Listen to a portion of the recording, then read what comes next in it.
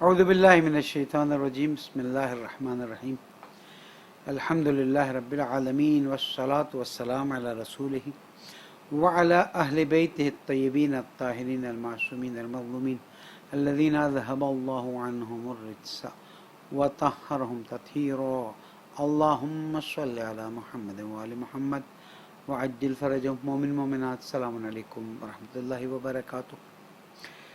18ویں رمضان کی رات میں نے کل عرض کیا تھا کہ کل جو مطالب بیان کیے ان کو آگے بڑھاتے ہوئے آج بدر کے واقعے پر روشنی ڈالنا بہت ضروری ہے، اس لیے کہ تاریخ کو جو ہم پہلے دن سے روتے آ رہے ہیں اتنا توڑ مڑوڑ کے پیش کیا گیا ہے، اتنا مسخ کیا گیا ہے کہ آپ حیران ہوں گے کہ کیا کیا عقائد لوگوں کے ہیں، اس کے بعد وہ رسول اکرم کو اللہ کا رسول بھی مانتے ہیں اور ان کی اطاعت کو بھی قبول کرتے ہیں، لیکن جب ان کی کتابوں کو کھولا جائے، جب ان کی جزیات کو دیکھا جائے تو انسان حیران رہ جاتا ہے۔ مجھے معلوم ہے کہ میں اپنے عنوان کے ساتھ اس طرح سے انصاف نہیں کر سکا جس طرح سے اس کا حق بنتا تھا، ویسے بھی بہت مشکل ہوتا ہے ایک ہی ٹاپک کو باقی سب چیزوں کو نظر انداز کر کے ہم چلتے رہیں۔ یہ صحیح بھی نہیں سمجھتا کہ کوئی ٹاپک بیچ میں آ جائے تو ہم کہیں کہ نہیں، ہم تو صرف اپنے جو موضوع دیا ہوا اسی پر چلتے رہیں۔ ہماری گفتگو انشاءاللہ شب 23 رمضان تک چلتی رہے گی، 19، 20، 21، 19 اور 21 اعمال کے ساتھ ساتھ انشاءاللہ مجلس کا سلسلہ چلے گا۔ 20 کو 19، 20، 21 مجلس چلے گی۔ 22 کی شب 22 کو انشاءاللہ ہم اپنی گفتگو کو نتیجے تک پہنچائیں گے، اور شب 23 پر انشاءاللہ قرآن کے اعمال اور قرآن مجید کے نزول کے سلسلے میں گفتگو رہے گی۔ سلسلہ چلتا رہے گا اور انشاءاللہ ہم جہاں جہاں سے ریسورسز اویلیبل ہیں، یوٹیوب ہو، فیس بک ہو، وہاں سے اپنی گفتگو کو آگے بڑھاتے رہیں گے۔ اللہ سبحانہ وتعالیٰ نے قرآن مجید میں سورہ آل عمران آیت نمبر 123 میں ارشاد فرمایا، بسم اللہ الرحمن الرحیم، وَلَقَدْ نَصَرَكُمُ اللَّهُ بِبَدْرٍ وَأَنْتُمْ أَذِلَّةٌ فَاتَّقُوا اللَّهَ لَعَلَّكُمْ تَشْكُرُونَ۔ بے شک یہی ہے کہ اللہ نے تمہاری مدد کی بدر کے موقع پر، وَأَنْتُمْ أَذِلَّةٌ، کمزور تھے، طاقت نہیں تھی، جھکے ہوئے بین معنی کہ جس طرح سے دشمن کی فوج میں اسلحہ تھا اس طرح یہاں پر نہیں تھا۔ تو دیکھو، اللہ کی پرواہ کرو، اللہ کا احترام کرو، لعلکم تشکرون، امید ہے کہ تم شکر گزار بندے بن جاؤ گے۔ اذ تقول للمؤمنین ان لن یکفیکم ان یمدکم ربکم بثلاثۃ آلاف من الملائکۃ منزلین، جب آپ مومنین سے کہہ رہے تھے کیا تمہارے لیے بات کافی نہیں ہے کہ اللہ نے تمہاری مدد کی ہے 3000 ملائکہ جو کہ زمین پر نازل ہوئے۔ بھلا ان تصبروا وتتقوا ویاتوکم من فورہم ھذا یمددکم ربکم بخمسۃ آلاف من الملائکۃ مسومین، ہاں اگر صبر و مقاومت کو پیشہ کرو اور حوصلہ کرو اور تقوی اختیار کرو، کیونکہ کافر تمہارے سروں پر تیزی سے آ گئے تھے، تو اگر تم تقوی اختیار کرو گے، صبر سے کام لوگے، تو اللہ 5000 ملائکوں سے خصوصاً جن کو اس اللہ تعالیٰ نے انتخاب کیا تمہاری مدد کرے گا۔ پہلے اللہ تعالیٰ نے فرمایا 3000 اور پھر فرمایا 5000، اور خداوند متعال نے یہ جو تم سے وعدے کیے ہیں تاکہ تمہارا دل خوش ہو، اور تمہارے دل کو، تاکہ تم خوش ہو جاؤ، تمہارے دل کو اطمینان ہو جائے۔ وَمَن النَّصْرُ إِلَّا مِنْ عِنْدِ اللَّهِ الْعَزِيزِ الْحَكِيمِ، اللہ سبحانہ تعالیٰ اپنے حبیب کے ذریعے مومنین کو فرما رہا ہے کہ صبر کرنا، ہمت سے رہنا، اور اگر تم نے تقوی اختیار کیا تو فوج اگر تیزی سے تم پر آ گئی، دشمنوں کی فوج، تو 3 نے 5,000 ملائکہ سے تمہاری مدد کی جائے گی۔ اللہ سبحانہ وتعالیٰ تو مدد کرنے کے لیے تیار ہے، ہم مدد کرنے کے لیے ہم اس کی مدد کے لیے تیار نہیں۔ ہماری زندگی کے حالات، ہمارے روزمرہ کے حالات، ہمارے دن، ہمارے گھنٹے، ہمارے منٹیں، ہماری سیکنڈیں، جو ہمارے زبان کے مطابق تو وہ اللہ کی امانتیں ہیں اور اللہ کی رضا میں اور اللہ کی یاد میں گزرنے چاہیے، لیکن جہاں تھوڑا ادھر ادھر ہوتے ہیں، چیزیں بدل جاتی ہیں، مطالعے بدل جاتے ہیں، صورتحال بدل جاتی ہے، اور ہم اس طرح سے اللہ کے ساتھ نہیں ہوتے اور اللہ کو یاد نہیں کرتے جس طرح سے ہمیں کرنا چاہیے تھا۔ بات کو آگے بڑھاتے ہیں، قصہ کیا ہے اور قصے کو کیسے بیان کیا گیا۔ ایک تجارتی لشکر مکے والوں کا، جس میں بنی امیہ کا بھی مال تھا، شام سے مکہ کی طرف جا رہا تھا۔ اچھا، کیونکہ 2 ہجری سے پہلے بھی قریش مکہ مدینہ کے اطراف میں آ کر مختلف قبیلوں کو رسول اکرم صلی اللہ علیہ وآلہ وسلم کے خلاف بھڑکاتے رہتے تھے۔ میں آپ کو مثال دیتا ہوں۔ غزوہ ابوا، باقاعدہ لڑائی نہیں ہوئی لیکن بالآخر سامنا ہوا، ٹاکرا ہوا، اور پھر جس قبیلے نے مشرکوں کو، مکہ والوں کو کہا تھا کہ ہم تمہاری مدد کریں گے، ان سے کہا گیا اگر انسان بن کے رہتے اور ہمارے ساتھ معاہدہ کر کے رہتے ہو تو ٹھیک ہے، ورنہ تم سے جنگ کریں گے۔ غزوہ ابوا، سریہ رابغ، یہاں پر بھی 60 مہاجرین ابو عبیدہ ابن حارث کی سربراہی میں روانہ کیے گئے، تھوڑا بہت مقابلہ ہوا، دشمن پھر وہاں سے بھاگ گیا۔ سریہ سیف البحر، سریہ خرار، یہ سب وہ ہیں کہ جو چھوٹے چھوٹے واقعات ہوتے رہے۔ یعنی ہجرت کے بعد سے کفار مکہ نے تو ٹھان لی تھی کہ کچھ بھی ہو جائے ہم رسول اکرم کو اور ان کے ساتھیوں کو ختم کر کے رہیں گے۔ اچھا، جاہل تھے، سمجھنے کے لیے تیار نہیں تھے کہ یہ ٹاکرا تم رسول اللہ سے نہیں لے رہے ہو، مومنین سے نہیں لے رہے ہو، یہ ٹاکرا تم اللہ سے لے رہے ہو۔ اب یہ قافلہ جو شام سے مکے کی طرف جا رہا تھا، رسول اکرم نے کیونکہ ہر طرف خبر کے لیے افرادوں کو معین کیا ہوا تھا، تو خبر آئی کہ مثلا یہ قافلہ وہاں کی طرف جا رہا ہے۔ ابھی یہ خبر آئی تھی، اسی زمانے میں کچھ لوگوں نے مکے میں یہ بات پھیلا دی کہ جو تمہارا مال التجارہ شام سے آنے والا تھا وہ محمد مصطفیٰ صلی اللہ علیہ وآلہ وسلم اور ان کے لوگوں نے لوٹ لیا۔ وہاں والے اور یہاں والوں میں فرق کرنا پڑے گا، لوٹ لیا، اس لیے آؤ، اب ہر ایک کا مال تھا، اٹھو چلو، جناب لوگوں کو تیار کیا گیا۔ اب جب یہ قافلہ، یہ لشکر، قافلہ جو تجارت کا، لشکر جو مکے سے نکلا مدینے کی طرف لڑنے کے لیے، تاکہ اس دوران یہ ہوا کہ وہ قافلہ مدینے سے نزدیک کے بجائے اس دریا کنارے سے جدہ کی طرف سے ہوتا ہوا مکہ پہنچا۔ جب یہ قافلہ مکہ پہنچا تو لوگوں نے کہا بھئی یہ تو قافلہ صحیح سالم آ گیا ہے، یہ کیوں اڑایا تھا انہوں نے، کس نے اڑائی تھی؟ اڑانے والے اڑاتے ہیں، ماننے والے مانتے ہیں، اس یقین کر لیتے ہیں اور پوری کی پوری فوج بھیج دیتے ہیں۔ دیکھ لیجیے، اب مکے سے کچھ پیغام رسان نکلے اور انہوں نے خبر دی کہ بھئی وہ قافلہ تو خیریت سے پہنچ گیا۔ ابو جہل اور کچھ لوگ، ابو سفیان کا بھائی اور دیگر لوگ مصر تھے کہ اب آئے ہیں تو لڑکے ہی چلیں گے، قافلہ پہنچ گیا تو پہنچ گیا۔ ایک قبیلہ اس میں سے نکل گیا، اس نے کہا نہیں، ہمارا قافلہ لوٹا نہیں گیا ہے۔ تو یہ کہاں کی کہانی میں نے آپ کو بتا دی، قریش کی۔ ابو لہب، بنی امیہ، ایک قبیلہ نکل کے چلا گیا کہ ہم آپ کا ساتھ نہیں دیں گے۔ مدینہ کی کیا کہانی؟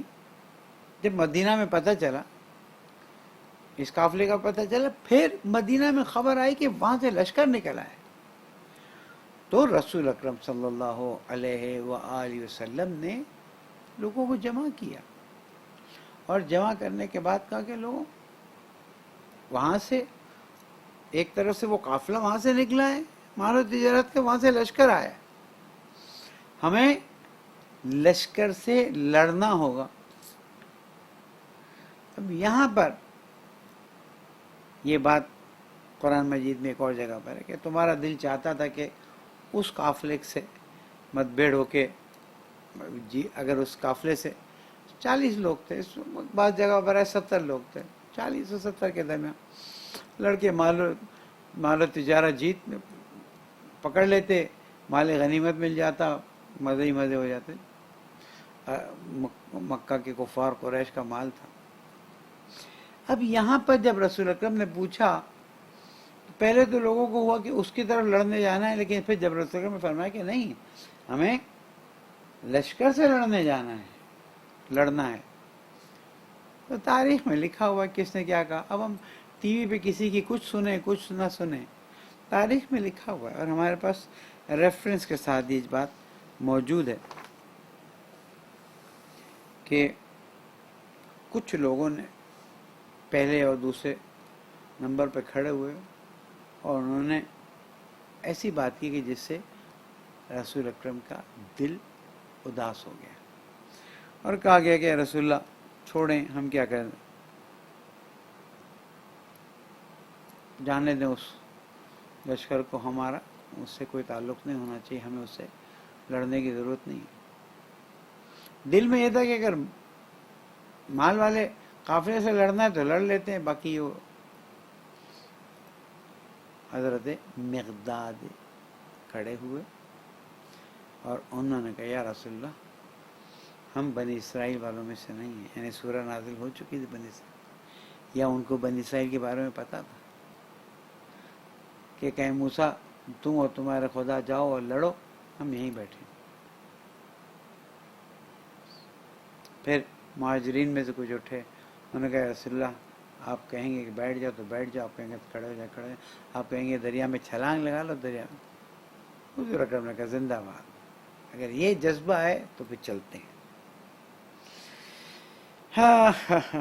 یہاں پر رسول اکرم نے فرمایا خدا کی قسم، اب میں دشمن کے گر کر مرنے کی جگہوں کو اپنی آنکھوں سے دیکھ رہا ہوں۔ بدر کی طرف تشریف لے گئے، وہاں جا کر رسول اکرم نے نکات معین فرمائے کہ یہاں پر فلاں کر قتل ہو کے گرے گا، یہاں فلاں قتل ہو کے گرا، یہاں فلاں قتل ہو کے گرے گا۔ اب مسلمان 313، ان کی تعداد 900 سے 1000 کے درمیان، کیونکہ ان کے جو لوگ پکڑے گئے تھے پانی بھرنے آئے تھے، انہوں نے کہا تھا کہ 6 سے 7 اونٹ کٹتے ہیں تاکہ کھانا تیار ہو سکے، مہر کیے جاتے تاکہ کھانا تیار ہو سکے۔ تو حضور اکرم نے اس سے اندازہ لگایا کہ 900 سے 1000 لوگ ہیں جو اس فوج میں، لیکن ان کے پاس اسلحہ ہے، جنگجو ہیں، یہ تیار ہیں۔ اب یہ قافلہ، اب یہ لشکر رسول اکرم نکلا ہے اور وہاں پر پہنچا ہے، تو وہاں کی صورتحال بڑی عجیب تھی۔ مسلمانوں کو بار بار وہاں کی طاقت کا اندازہ دلایا جا رہا تھا بعض لوگوں کی طرف سے، یوں ہے یوں ہے یوں ہے۔ تو ایک تو وہ مسئلہ اپنی جگہ پر تھا کہ بعض مسلمانوں کی کتاب میں لکھا ہے کہ رسول اکرم کا دل چاہ رہا تھا، رسول اکرم چاہ رہے تھے کہ وہ مال تجارت پر حملہ کر کے قبضہ کر لیں، لیکن وہ نہیں ہو سکا اور جنگ گلے پڑ گئی۔ شان رسالت میں توہین کرنے والوں، شان رسالت کو گرانے والوں، تم نے نبی کو پہچانا ہوتا تو آج اسلام کا یہ حشر نہیں ہوتا۔ تم نے نبی کو اس طرح مانا ہوتا جس طرح سے ماننا چاہیے تھا، تو آج اسلام کی یہ تاریخ صورتحال نہ ہوتی. تم نے نہ اللہ کو اس طرح سے مانا، نہ رسول کو اس طرح سے مانا، نہ کتاب خدا کو اس طرح سے مانا. اس کا نتیجہ یہ کہ اپنی تاریخ کی کتابوں میں یا تمہاری کتابوں میں اگر یہ بات لکھی ہوئی ہے کہ رسول اللہ کا دل چاہ رہا تھا کہ وہ مال و تجارہ پر حملہ کر کے، بجائے اس کے کہ تم یہ کہو کہ کتابوں میں تو بہت کچھ لکھا ہوتا ہے، بجائے اس کے کہ تم یہ کہو کہ دیکھیے بہت سمپل فارمولا میں آپ کو دیتا ہوں. مسلمانوں کے ہاں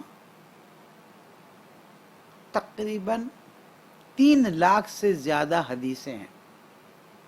حدیث سچی، جھوٹی، گڑی ہوئی، غیر گڑی ہوئی، مسند، غیر مسند، مرفوع، جس کو بھی حدیث کا عنوان دیا گیا ہے وہ 3 لاکھ. لیکن اہل سنت کی کتابوں میں جو صحیح سمجھی جاتی ہیں ان کتابوں میں لے دے کر 4,500-5 ہزار حدیثیں نقل کی گئی ہیں، اور یہ لکھا گیا ہے کہ ہم نے حدیث کے صحیح ہونے کا جو ملاک قرار دیا ہے اس کے مطابق فلٹر کر کے جتنی حدیثیں آ سکیں ہم نے لے لی. عزیزان گرامی، 3 لاکھ سے زیادہ حدیثوں سے 4,500-5 ہزار حدیثیں اگر لے کر باقی حدیثوں کو امام بخاری یا امام ترمذی، سنن ترمذی میں یہ 5,000 تک کی حدیثیں ہیں تو 2,95,000 حدیثوں کا میں کیا کروں؟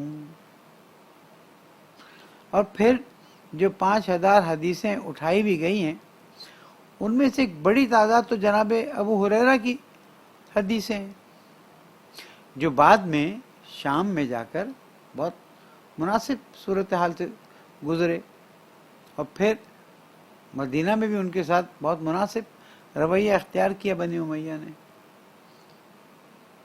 2,95,000 حدیثیں سائٹ پہ رکھ دینا، آپ ہی نے رکھی، ہم نے نہیں رکھی. اور 5,000 احادیث میں سے بھی ایک بڑی تعداد جناب ابو ہریرہ کی ہوں، باقی دوسرے لوگوں کی ہوں. اور اس میں بھی اہل حدیث سے جو محققین ہیں اور اہل سنت جو حنفی ہیں وہ کہتے ہیں وہ حدیث صحیح نہیں، وہ کہتے ہیں وہ حدیث صحیح. ایک حدیث پر گفتگو ہوئی تو کسی نے کہا کہ امیر شام کاتب وحی ہیں، اہل حدیث کی طرف سے بات آئی تو اہل سنت نے کہا کہ وہ روایت قابل قبول نہیں ہے. اور بات بھی صحیح ہے کہ فتح مکہ کے بعد کتنی آیتیں نازل ہوئی ہیں، فتح مکہ کے بعد کب لوگ مدینہ آئے ہیں، مدینہ آنے کے بعد کتنی آیتیں نازل ہوئی ہیں، اور کتنی آیتیں نازل ہونے کے بعد ان کو کاتب وحی کا عنوان دیا گیا. حنفی مسلک والے کہتے ہیں نہیں وہ کاتب وحی نہیں، بس وہ مسلمان ہو گئے اور رسول اکرم کو مسلمان ایمان کے ساتھ دیکھ لیا یا ان کا ساتھ دے دیا تو وہ صحابی ہو گئے. آپ کو قبول ہے، آپ قبول کیجئے. ہم تو فتح مکہ کے بعد والوں کو مسلمان بھی قبول کر لیتے کہ کلمہ پڑھ لیا، باقی اس سے آگے کا کوئی عنوان دینا ہماری سمجھ سے باہر ہے مسئلہ. تو ہم نے دیکھا کہ جناب جنگ کا میدان تیار ہوا. میں نے وہ نقطہ آپ کو سمجھا دیا کہ رسول اکرم حریص نہیں تھے نعوذ باللہ من ذالک، ان کا دل نہیں چاہ رہا تھا، تم نے لکھنے کو لکھ دیا کہ ان کا دل چاہ رہا تھا کہ اس قافلے کو لوٹ لیں اور مال لے لیں. آخر وقت تک دیکھیں رسول اکرم نے کون سے سونے چاندی کو اہمیت دی، کون سے مال و تجارہ کو اہمیت دی. جو ملا وہ تقسیم کرتے رہے، جو ملا وہ غنیمت میں دیتے رہے، جو ان کے حصے کا تھا. ہاں اپنی بیٹی کو کچھ دے دیا جو ان کا حق بنتا تھا، اللہ کے حکم تھا. اپنے داماد کو دیا، داماد نے اللہ کی راہ میں خرچ کر دیا. ایک ہی تھا داماد تھا، ایک ہی بیٹی. کیوں دوسری بیٹیوں کے بچوں کا کوئی احترام نہیں نظر آتا؟ دوسری بیٹیوں کا بھی احترام نہیں نظر آتا اور دوسری بیٹیوں کے بچوں کا بھی کوئی احترام نہیں نظر آتا. کیوں؟ حضرت امام حسن علیہ السلام رسول اکرم کے ہاں پہلی نسل کی ابتدا ہے، یعنی آگے نسل کے آگے بڑھنے کی ابتدا ہے. باقیوں اب تو کہتے ہیں نا فلاں بھی رسول کے داماد، رسول کے داماد. چلے تو ہم آ کے دیکھتے ہیں کہ اللہ کے حبیب نے جنگ کی تیاریاں کروائیں، اور جنگ کی تیاریاں کرنے کے بعد لشکر تیار ہوا، اور 17 رمضان المبارک روزہ رکھا ہوا، روزے فرض ہو چکے تھے، اور بدر کی جنگ کے لیے. اوش میں اس کی انگلش ڈیٹ بھی دیکھ لیتا تو بہت اچھا ہوتا. بعض مطلب مجھے بہت اچھا لگتا ہے کہ میں اس واقعے کی انگلش ڈیٹ بھی دیکھوں. اس سے کیا پتہ چلتا ہے کہ اس وقت وہاں کا موسم کیسا تھا. جیسے کربلا، انگلش ڈیٹ 9 یا 10 اکتوبر. اکتوبر میں کربلا کا موسم کتنا گرم ہے، کتنی سختی ہے، یہ سب چیزوں کا اندازہ ہو جاتا. تو کہیں بھی کسی واقعے کے بارے میں اسلامک ڈیٹ آپ کے پاس آئے تو آپ اس کی نیٹ پہ ڈال دیں فوراً. مجھے میری توجہ نہیں رہی ورنہ میں آپ کو بتاتا. خیر، اب یہاں پر رسول اکرم نے پھر کچھ لوگوں کو بھیجا کہ باقاعدہ طور پہ دیکھ لو کہ وہ کیا تیاری سے ہیں، ہم ان کا کیسے مقابلہ کریں. بدر کنویں کا نام تھا، وہاں پر یہ جمع ہوئے تھے. 17 رمضان المبارک کی صبح دونوں لشکر کے لوگ آمنے سامنے ہوئے. یہاں سے 3 مہاجرین کھڑے ہوئے اور کہا یا رسول اللہ اجازت دیجئے پہلے ہم جائیں. جہاد اور شہادت کا شوق، کاش یہ شوق ہمارے دل میں پیدا ہو جائے. جو جا رہا ہے اسے پتہ ہے جا رہا ہوں، آنے کا نہیں پتا، لیکن اسلام کا جذبہ، رسول کی محبت، اللہ کی مدد کی امید، یہ 3 گئے. قریش کے جو بڑے تھے انہوں نے دیکھا، کہا نام بتاؤ، کہا فلاں فلاں فلاں. کہاں کے؟ کہا مدینہ کے. کہا تمہارے سے ہماری جنگ ہی نہیں، تم جاؤ، تم ہمارے برابر کے نہیں ہو. محمد صلی اللہ علیہ وسلم ہمارے مقابلے کے لوگوں کو بھیجو نا، یعنی مکہ کے لوگوں کو بھیجو نا جو تمہارے پاس ہیں. اب رسول اکرم نے مکہ کے لوگوں میں سے نہیں، بنی ابو طالب میں سے 3 لوگوں کو سلیکٹ کیا. ایک حضرت حمزہ سلام اللہ علیہ، ایک مولا کائنات امیر المومنین علی بن ابی طالب علیہ السلام، اور ایک تیسرے حضرت عبیدہ بن حارث ابن عبد المطلب. حضرت عبیدہ ابن حارث ابن عبد المطلب، رسول کے چچا کے بیٹے. یہ 3 نقاب ڈال کے جب گئے ہیں اور بالکل میدان میں سامنے جا کے کھڑے ہو گئے تو وہاں سے آواز آئی کہ اب اپنی معرفی کرو. حضرت حمزہ نے اپنا نقاب ہٹایا. میرے مولا 20 سال کی عمر، امیر المومنین السلام 20 سال کی عمر، اور عبیدہ ابن حارث ابن عبد المطلب رضی اللہ تعالی عنہم یا عنہما، کیونکہ مولا کائنات کے لیے ہم رضی اللہ نہیں استعمال کرتے، علیہ السلام استعمال کرتے ہیں. تو حضرت حمزہ رضی اللہ تعالی عنہ اور حضرت عبیدہ ابن حارث ابن عبد المطلب.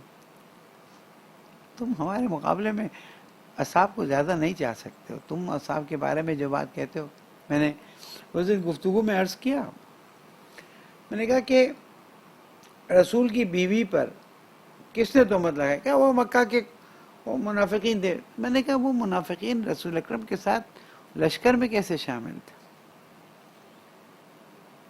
اور پھر آپ نے جس کا نام لیا وہ تو باقاعدہ آپ کے ہاں محترم ہیں.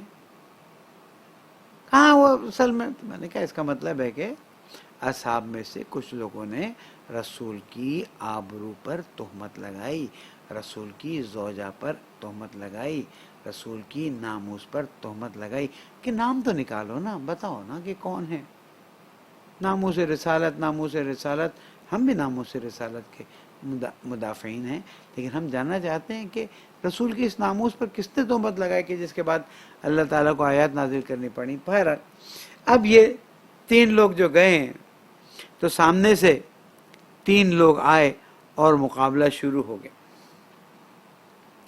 عتبہ، شیبہ اور ولید، یہ 3 لوگ سامنے سے آئے اور کہتے ہیں کہ یہ 3 بہادر تھے، باپ اور 2 بیٹے، بہت بہادر تھے، اور ایک وقت تن بتن عتبہ، شیبہ اور ولید 3 لوگوں کے مقابلے میں آئے اور جنگ شروع ہوئی۔ مولا کائنات نے اپنے سامنے آنے والے، ظاہراً عتبہ تھا، کام تمام کیا اور دیکھا کہ حضرت حمزہ کا مقابلہ ہو رہا ہے شیبہ سے۔ مولا کائنات گئے حضرت حمزہ کی مدد کے لیے، اس کی بھی گردن اڑائی، اور اس کے بعد دونوں نے مل کے دیکھا کہ جناب عبیدہ ابن حارث جو ہیں وہ لڑ رہے ہیں اور ان کے پیر آدھا کھرچ چکا ہے، کٹ چکا ہے، خون نکل رہا ہے، تو جا کے تیسرے کو، ولید کو، ان دونوں نے مل کے مارا اور جناب عبیدہ ابن حارث کو رسول اکرم کے پاس لے کر آئے زخمی حالت میں۔ جناب عبیدہ ابن حارث نے رسول اکرم کے قدموں میں ایک جملہ کہا، یا رسول اللہ کیا مجھے شہادت کا افتخار ملا؟ رسول اکرم نے فرمایا ہاں تمہیں شہادت، آپ کو 70 سال کی عمر تھی، عجیب فوج تھی، 20 سال والے بھی جا رہے ہیں، 50 سال والے بھی جا رہے ہیں اور 70 سال والے بھی جا رہے ہیں۔ کہاں اے عبیدہ ابن حارث، اللہ آپ کو جنت عطا کرے، آپ نے بہت خدمت کی، کہ پھر ایک گواہی اور دے دیں۔ حضرت ابو طالب علیہ السلام سے جو ہم نے وعدہ کیا تھا، آخر وقت میں حضرت ابو طالب علیہ السلام نے تمام بنی ہاشم کو بلایا تھا اور بلا کے کہا تھا دیکھو جب تک یہ زندہ ہے اور تم زندہ ہو اس پر آنچ نہیں آنی چاہیے۔ اللہ اکبر۔ رسول اکرم نے فرمایا ہاں تم لوگوں نے وفا کی اور واقعاً تم نے جان دی تاکہ اسلام بچ جائے، شہید ہو گئے۔ اب جناب جو سامنے آئے وہ اڑتا جائے، جو سامنے آئے وہ مرتا جائے۔ تاریخ لکھتی ہے کہ ایک ایک کر کے سنگل وار ہو رہی تھی، تو جہاں کسی کو مشکل ہوتی تھی آواز دیتے یا علی یا علی یا علی، وہ یا علی بولنا تو اس زمانے سے بدر سے نکلا ہے بھائی، یا علی تعال نا مدد کرو، اس کی مدد کرو۔ اور وہ جو شعر ہے شاہ مرداں شیر یزداں قوت پروردگار، اس کی دوسرا جو حصہ ہے لا فتح الا علی لا سیف الا ذوالفقار، بدر میں نظر آئی کہ ذوالفقار کے ساتھ مولا کائنات نے 70 لوگ مارے گئے سامنے والے اور 70 لوگ پکڑے گئے، مسلمانوں کے 14 لوگ شہید ہوئے۔ تاریخ اسلام اس بات کو نقل کرتی ہے کہ 70 میں سے مولا کائنات کی ذوالفقار سے 35 لوگ واصل جہنم ہوئے، جیسے کہ ٹی وی میں بھی کہا گیا man of the war, hero of the war. ارے حیدر کو نشان حیدر دیکھ کے کیا کریں ہم، ہر طرف علی علی علی ہو رہا تھا۔ ہماری مجلسوں میں اگر علی علی علی ہوتا ہے تو کون سی بڑی بات ہے، ہمارے دلوں میں اگر علی علی علی کی آواز گونجتی تو کون سی بڑی بات ہے۔ بدر میں تو ہر طرف آپ دیکھیں نا، 70 میں سے 35 مولا کائنات واصل جہنم فرماتے ہیں، تو ہر کوئی بلا رہا ہوگا نا، خود بھی مولا کائنات بھی 20 سال کی عمر۔ کاش ویڈیوز بنتی، کاش آج ہم لوگوں کو بتاتے۔ الغرض شام تک ابو جہل بھی مارا گیا تھا، بنی امیہ کے ایک بڑے لیڈر کو بھی مار دیا گیا تھا، بتا ہی دوں ابو سفیان کا باپ بھائی مارا گیا وہاں پر۔ اور اس طرح سے 70 بڑے لوگ مکہ کے کفار کے اور قریش کے مارے گئے. 70 لوگ پکڑے گئے اور باقی لوگ بھاگ لیے. اب یہاں پر یہ جو بات کہی گئی ہے کہ اللہ سبحانہ وتعالیٰ نے 3000 ملائکہ فرشتوں کے ذریعے مدد فرمائی، یہ بات واضح ہونی چاہیے. یہ ایک میرا عقیدہ میں بیان کر رہا ہوں، باقی ہو سکتا ہے اس میں کوئی جھول رہ جائے، کہ اگر وہ فرشتے مسلمانوں کے ساتھ مل کے لڑ رہے ہوتے، جیسے کہ مسلمانوں کی کتابوں میں یہ کہا گیا جب جنگ ختم ہوئی اور قیدیوں کو لا گیا، ہمیں تو سمجھ نہیں ہے کون گردنیں اڑا رہا تھا. اور اس گردنوں کے اڑانے اور ہاتھ اڑنے اور پیر اڑنے کے جو واقعات ہیں ان کو کہا کہ انویزیبل طاقتیں ہمارے ساتھ یہ کام کر رہی تھیں. انویزیبل طاقتیں نہیں تھیں، وہ مولا کائنات کی اتنی تیز ضربتیں تھیں. ملائکہ فرشتوں کو باقاعدہ تلوار اٹھانے کے لیے تو نہیں بھیجا گیا تھا، مدد کے لیے بھیجا گیا تھا. اور مدد کے طریقوں میں سے ایک طریقہ ہے کہ لوگوں کے دلوں میں ہمت کو بڑھائیں، لوگوں کو جذبہ دلائیں، ٹھنڈی ہوا چلائیں تاکہ لوگ اور ہمت سے آگے بڑھیں. بارش آئی، اس طرف بارش آئی تو لوگوں کے دلوں کو بھی سکون پہنچا، آرام بھی ملا، بدن بھی پاک ہوئے. وہاں پر بارش آئی، حالات خراب ہو گئے. جب جنگ ختم ہوئی ہے تو ہر طرف یہی بات گونج اٹھی کہ یہ علی بن ابی طالب علیہ السلام کا کارنامہ ہے کہ اتنے کم، اس طرح 313 تھے اور 313 میں بھی اکثر کے پاس نہ سواری نہ تلوار، کسی کے پاس نیزہ، کسی کے پاس کوئی چیز، چاقو، بس جذبہ تھا. اور ہم جذبے کی قدر کرتے ہیں. وہ بھاگ اٹھے اور واپس جب مکہ پہنچے ہیں تو اب مکے میں جو حال ہوا ہے، 70 لاشیں چھوڑ کے بھاگے ہیں، 70 قیدی ہیں. ان لاشوں کو ایک جگہ جمع کیا گیا اور کنویں میں ڈال دیا گیا. اور حضور اکرم نے فرمایا کہ اللہ نے جو ہم سے وعدہ کیا تھا وہ وعدہ پورا ہوا، تم سے جو وعدہ کیا تھا وہ پورا ہوا کہ نہیں؟ اور ظاہر ہے کہ مردہ سنتا ہے. ہمارے عقیدے کے مطابق مردے کو کوئی بھی چیز روکتی نہیں سننے سے. اس لیے ہم اس بات کو واضح کر دیں کہ ان مردوں نے سنا بھی اور جواب بھی دیا ہوگا کہ ہاں اللہ نے جو تم سے وعدہ کیا وہ تو پورا کر دکھایا، ہم سے جو وعدہ کیا وہ بھی، یعنی سیدھا جہنم واصل ہو گئے. یہاں سے میں کل کی بات کو جوڑتا ہوں، اور وہ بات یہ ہے کہ جو میں نے کل ایک جملہ بولا یا بیان کیا تھا کہ پوتے کی جنگ نواسے سے، بیٹے کی جنگ داماد سے، اور باپ کی جنگ رسول اکرم سے. یعنی ابو سفیان اس فوج کا لازمی حصہ تھا اور جنگ کی تھی رسول اکرم کے ساتھ. صفین میں کے معرکے میں مولا کائنات کے مقابلے میں امیر شام آیا تھا، اور کربلا کے واقعے میں یزید ابن معاویہ ابن ابو سفیان سارا کچھ اس کا کیا دھرا تھا، اور یہ جنگ اسی کھڑی کی ہوئی تھی.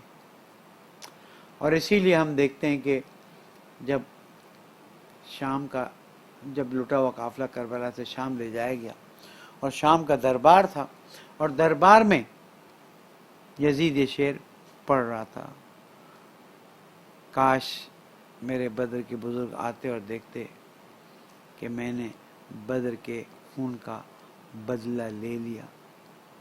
اور پھر اسی نے اس بات کو کہا کہ نہ کوئی نبی آئے تھے اور نہ کوئی خدا نخواستہ وحی نازل ہوئی تھی. یہ سلسلہ چلتا رہا اور خاندان بنی ہاشم سے بنی امیہ کی جنگ چلتی رہی. اس لیے کہ بنی امیہ کے لیے یہ بات قابل قبول نہیں تھی کہ بنی ہاشم میں خلافت جائے. اور ان محفلوں کی باتیں بھی تاریخ نے لکھی ہیں کہ جس میں کچھ لوگ جمع ہوئے تھے اور کسی ایک بڑے نے کہا تھا کہ اب جب یہ حکومت تمہارے ہاتھ میں آ گئی ہے تو بال کی طرح اسے پاس دیتے رہنا اور اپنے پاس پکڑے رکھنا، اسے نہیں جانے دینا. کس نے خلافت راشدہ کو ملوکیت میں تبدیل کیا؟ کس نے اسلام کے اندر 2.5 لاکھ سے زیادہ حدیثیں 2.5 لاکھ سے زیادہ حدیثیں بنوائیں، لکھوائیں، تیار کروائیں؟ اور کون ضامن ہے اس بات کا کہ جن کی کوئی حیثیت نہیں تھی ان کی بڑی بڑی تعریفیں لکھی گئیں، اور جنہوں نے اسلام کے لیے سب کچھ قربان کیا ان کو ایسا کر دیا گیا کہ جیسے ان کی کوئی حیثیت ہی نہیں ہے، چاہے وہ ابو طالب علیہ السلام ہوں، چاہے وہ جناب خدیجہ ہوں، چاہے وہ رسول اکرم کی بعض ازواج ہوں جنہوں نے نہ میدان جنگ میں آنے کی جرت کی، نہ مولا کائنات کے مقابلے میں کھڑے ہونے کی جرت کی، اور قرآن کی آیات کے مطابق بیٹھی رہیں اور اپنی زندگیوں کو احکام الہی کے مطابق آگے چلاتی رہیں. یا ہم آتے ہیں اور دیکھتے ہیں کہ امام حسن علیہ السلام کے ساتھ کیسا برتاؤ کیا گیا اور کس طرح سے امام حسن علیہ السلام کی شخصیت کو مجروح کیا، اور پھر کس نے یزید کو تخت پہ بٹھایا اور کس نے اسلام کے تمام تمام تمام عناصر کو پیروں تلے روندا، اور کربلا کا واقعہ پیش آیا. میری آج کی گفتگو میں بہت سے سوالات بھی ہیں اور بہت سے سوالات کے جواب بھی.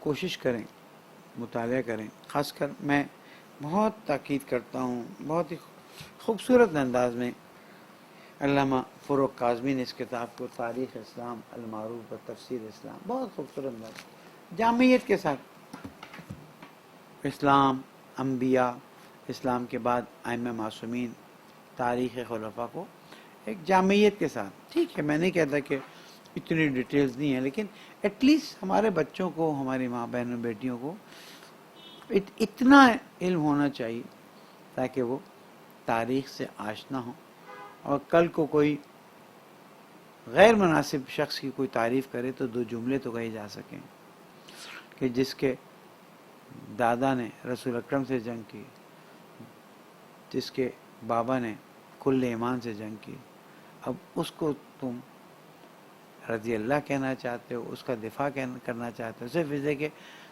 تخت خلافت پہ بیٹھ گیا اور لوگوں سے مجبوراً بیعت لینے کی کوشش کی. حضرت گرامی، کل سے شب 19 رمضان، شب ضربت بھی ہے، اور کل سے انشاءاللہ ہمارا اعمال شب قدر کا سلسلہ شروع ہوگا. اکیڈمی کی طرف سے نوٹیفیکیشن تو جاری ہو گیا ہے. 9:15 سے 10:15 بجے انشاءاللہ دعا افتتاح اور دعا جشن کبیر ہوگی. انشاءاللہ 10:15 سے مجلس کا سلسلہ شروع ہوگا. اگر ممکن ہوا تو مختصر عزاداری بھی ہوگی، اور اس کے بعد تقریباً 11:30 بجے سے اعمال شب قدر آن لائن ہوں گے. پی سی این کا سلسلہ مزید آگے نہیں بڑھ سکے گا، آج کی رات تک ہمارا ان کا تھا. ہم ذرا اکیڈمی کی فیس بک پر، یوٹیوب پر انشاءاللہ کوشش کریں گے کہ ان پروگراموں کو باقاعدہ طور پر جاری رکھیں، اور شب 23 رمضان کے اعمال تک ہم آپ کی خدمت میں ہوں گے. مولانا فیاض مطہری صاحب ہمارے ساتھ ہاتھ بٹائیں گے تاکہ اعمال کو آگے بڑھایا جا سکے. شب قدر کی تیاریوں میں جہاں رسمی تیاریاں ہیں، غسل ہے، صدقہ ہے، مغرب سے پہلے نزدیک بھی اگر غسل کیا جائے تو نہ صرف حج نہیں بلکہ اچھا ہے. بعض جگہ آیا ہے کہ مغرب کی غروب کے نزدیک غسل کیا جائے، صدقہ دیا جائے، مرحومین کو یاد کیا جائے. لیکن کوشش کریں کہ اگر کسی کے دل میں آپ کے بارے میں کوئی کدورت رہ گئی ہے، یا کسی کا کوئی حق کھایا گیا ہے، یا غیبت، تہمت، بغض، کینہ معلوم نہیں. آپ دیکھیں بڑی بڑی شخصیات اس سال ہمارے ہاتھ سے چلی گئیں، چاہے وہ حضرت علامہ طالب جوہری صاحب ہوں، چاہے دوسرے افراد شخصیات، قاضی نیاز صاحب مرحوم، محترمہ طلعت سیدہ صاحبہ، مولانا اعجاز مظاہری، لمبی لسٹ ہے جو دنیا سے چلے گئے. اور نقصان ہے، لیکن موت تو آنی ہے اور ہر ایک کے لیے آنی ہے. کس کو کب کہاں کیسے کسی کو پتہ نہیں ہے. تو یہ شب قدر کی راتوں کو غنیمت جانیں. ماہ رمضان کی 17ویں نائٹ داخل ہو چکے ہیں، باقی 12 دن 13 دن خدا جانتا ہے. تھوڑا کنسنٹریٹ کیجیے تلاوت قرآن مجید پہ، توبہ پہ، استغفار پہ، لوگوں کو راضی کرنے پہ. پھر شبائے شہادت عزاداری مولا کائنات میں بھرپور شرکت کیجیے. لیکن میری درخواست ہے کہ جہاں آپ بھرپور شرکت کر کے اہل بیت علیہ السلام کو مولا کائنات کا پرسہ دیں گے، وہاں پر میری درخواست ہے کہ اپنی حفاظت کے بھی امور کو نظر میں رکھیے. ماسک پہن لیجئے، اگر فاصلہ رکھ سکیں تو فاصلہ رکھ لیں. ہم نے کربلا کے جلوس دیکھے، ہم نے کاظمین کے جلوس دیکھے، جلوس نہ رک سکے، لیکن ان جلوسوں میں بھی ایس او پیز کے ساتھ شرکت کی گئی. اور ساتھ ساتھ سینیٹائزر اگر ہاتھ میں رکھ سکیں، ہاتھ نہ ملائیں، ہاتھوں کو اپنے ناک اور منہ تک نہ لے جائیں جب تک صابن سے یا سینیٹائزر سے اس کو صاف نہ کر لیں. اس لیے کہ کورونا کا مسئلہ ہے سیریس. آپ مانیں نہ مانیں، قبول کریں یا نہ کریں، ہندوستان کے حالات تو اب آپ کے سامنے آ گئے. کیسے جنازے راستے پہ پڑے رہے، کس طرح سے غسل تک صحیح طرح مسلمانوں کو نہیں دیا جا رہا.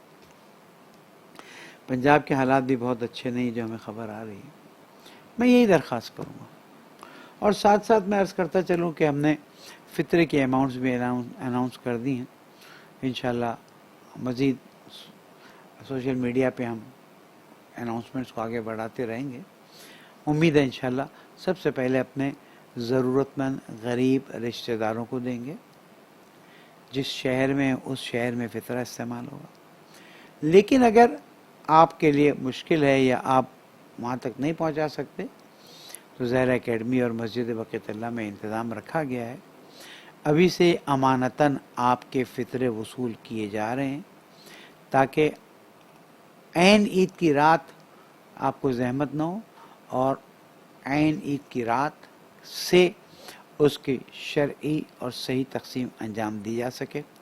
اور شریعت کے تقاضوں کو پورا کرتے ہوئے ہمارے اینولپس پہ 2 چیزوں کو آپ کو مینشن کرنا ہوگا کہ یہ فطرہ سادات کا ہے یا غیر سادات کا ہے، اور دوسرا یہ کہ کتنے اماؤنٹ کا آپ نے فطرہ نکالا ہے تاکہ فطروں کو تقسیم کرنے کا مسئلہ ہمارے لیے واضح رہے.